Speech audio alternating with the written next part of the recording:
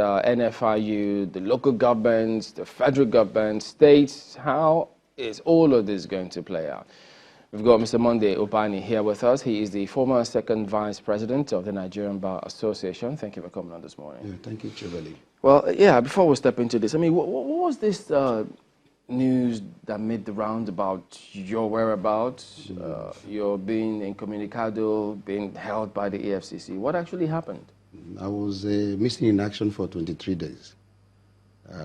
Happened to be a client that was declared wanted by EFCC. And so she wanted to tell her own side of the story. She was abroad. It was in South Africa. So I asked her to come back. You better come back and tell your story in Nigeria rather than stay in South Africa. And she did. I went to EFCC and got them informed that the woman would come back, and she did. To cut a long story short, I voluntarily handed over the woman to them for investigation. They started their investigation, but they detained her for 14 days in a hospital. Despite the fact that I wrote that she underwent medical surgeries, and she needed probably to be at home to be taking her medicals. We went to court and got her right to be enforced. So on the 14th day, EFCC decided to release her on bail, but rejected the surety she presented. What reason did they give? They didn't give any reason. They said they don't want those sureties. So they suggested that she should bring very important citizens, maybe senior citizens. So we're wondering whether they wanted probably ex-head of state, to stand for her. But it turned out like a lawyer who brought you back, and I was put in a quagmire. I was actually the one that brought her back, and she came back with all her family members. So I felt, since the woman came back to respond to her allegations, if I said I'm not going to stand for her, it would look like betrayal, bringing her back, and then for 14 days she's been in that hospital. She never took her bath. So I felt obliged to get her out, at least to go and take her bath, and then pending the time the matter will be charged to court. Is it that she wasn't able to, or she was not allowed to? No. The medical condition was, according to the instruction, was for her not to take her bath anywhere apart from her home. She naturally did not take.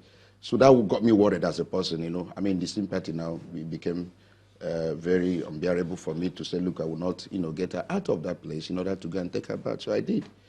And then she came out, based upon my signature, she came out. And anytime she had a scheduled appointment with EFCC, I would travel all the way from Lagos here to Abuja and make sure she honored the appointment until sometime in April. Another set of EFCC from Enugu invaded her home, and they were there for over 12 hours.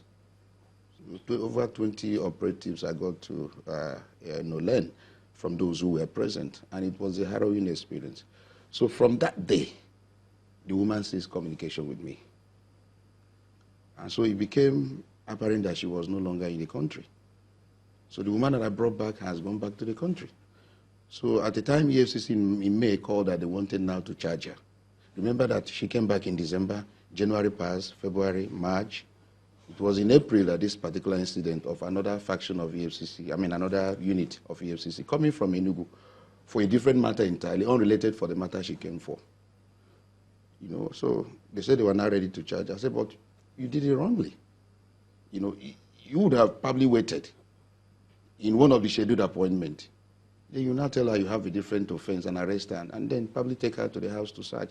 But this method of coming in such a manner with over 20 operatives for a woman, you've scared her back.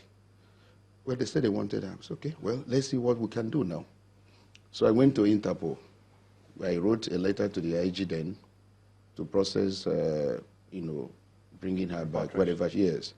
So they asked me, whether I suspected any country, and I suspected two countries, and I mentioned those two countries. They wrote to those countries, two of them. The Interpol replied that they are looking for her, they have not seen her. So somebody now suggested a more comprehensive procedure of placing the woman on red alert. So it was a very rigorous process, so I continued with that process, and then eventually, Interpol in France placed her on red alert. We didn't even know about it, so I keep on, putting pressure on Interpol here in Nigeria, whether they have gotten an update from Interpol in France. So that March, I called, and they told me they have not gotten. But 2 hours later, the young man called me, the IPO, that congratulations, they have placed the woman on red alert. So I was so excited. So was the EFCC aware of the? No. I now went to EFCC now to inform them. with such joy that we have gotten this woman placed on red alert. So let's see what we can do now in order to bring her wherever she is in the world. Red alert means wherever you are in the world. You can be flagged. Anywhere you are traveling, you can be gotten and brought back to the country of jurisdiction. So it was a major breakthrough. So I went there with such joy, only for me to be told that you're going to be locked up. What reason did they give?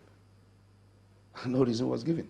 Because after, there just no interview, after the fact that I was just informed, you're going to be locked up and charged. So when they use the word charged, so I was happy that at least I will be charged for an offense, so I'm not going to be kept, indefinitely in detention. But after 5 days, and I was not charged, so I had to instruct my lawyers to enforce my right, So didn't they have any court order detaining you beyond? No, that is another thing. See, as I said earlier, my detention was very godly in the sense that there are a lot of issues now we need to, clear concerning detention beyond the constitutionally guaranteed time.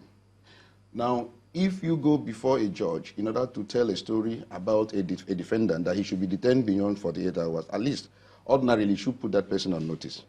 But at worst, if you get that order to detain somebody beyond 48 hours because the Constitution said 24 or at maximum 48, you must serve that order to that person timelessly so that he can take a step, either to set that order aside, so tell his own side. Most times, even in my client's matter, we didn't even know that the woman, there was an order to detain her for 14 days until we went to court to enforce her fundamental human right. It was at that point they now showed us a court order that they have gotten a court order to detain her beyond 48 hours for 14 days.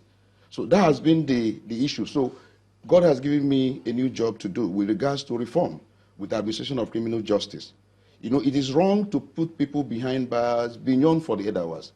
And if you have a court order to do that, you must put that party on notice because it's one-sided story. Most times they got it as party. It cannot be ex parte in this case then? Yeah, no, most times... In what you're going to pursue? No, what I'm going to do now shouldn't be ex parte. Let the other party be put on notice. If you're going to detain somebody beyond 48 hours, put that person on notice so that the person can come and tell the court, or whatever story you are telling the judge is wrong. I'm not a terrorist, or I'm not armed robber, whatever you're accusing the person. Or at worst, if you get that order, ex parte, let that party be served immediately so that he can take a step. He can instruct his lawyers, let that order be set aside. Wrong information has been given to the judge. But we found out that this court order are not usually served on the defendant. And so it's only when you go to court they can now probably, so show. Maybe that's where the courts themselves need to have some sort of reforms. The judiciary must understand these things. It is wrong to violate somebody's right. It's a constitutionally guaranteed right. Don't detain somebody beyond 48 hours. Now, if a judge must sign for that order beyond 48 hours, then that person must be put on notice. Or at most, the court must make an order, an immediate order. Let that party be served with this order.